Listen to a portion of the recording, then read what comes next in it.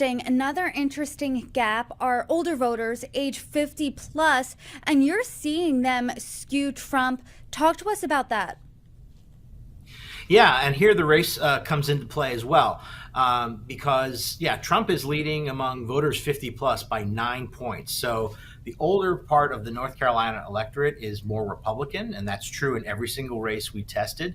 But among older Black voters, Harris's margin actually goes up. She's leading older Black voters by 88 points, and older white voters, Trump's leading by 36 points. And so that racial disparity overall is even more polarized among older voters. But because there's more older white voters in North Carolina, edge goes to Trump among that key demographic. And older voters are going to be the largest segment of voters in North Carolina. We've talked about older voters a lot, and in every single poll you and I have talked about, you have found that they are largely motivated to vote, more so than the younger voters. Is that true in North Carolina? It's definitely the case. Now, I think as the campaign has gotten closer to Election Day, motivation numbers have gone up across the board. Including among older voters. But there is a gap between older and younger voters. So we ask people, how motivated are you to vote? 10 out of 10 means extremely motivated.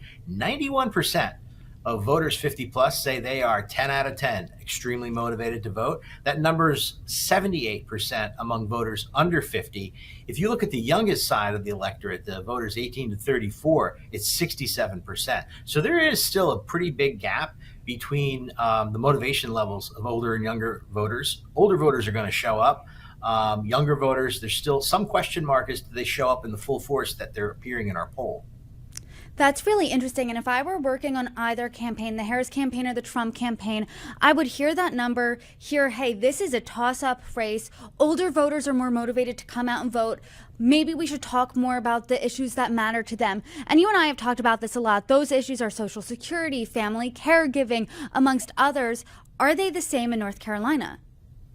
Even more so. And so North Carolina, this is, I think, the first state where we've polled, when we asked that list of like 13 issues, which is the number one most important issue, where Social Security is actually ranked higher among older voters than abortion and reproductive rights.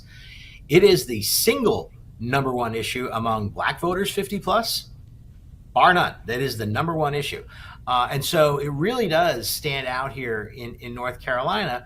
The other issues that we've seen in other states do present themselves as at the top of the list. Immigration and border security, which is, of course, a big issue among Republican voters and independent voters.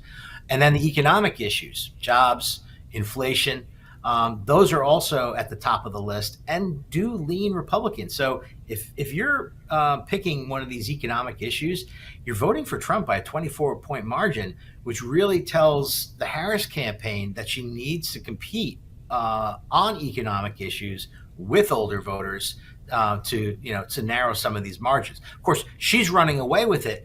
If your number one issues are Social Security, abortion, reproductive issues, threats to democracy. Those are all big Democratic issues. But the economy is sort of writ large, the big thematic issue of this campaign in North Carolina and elsewhere.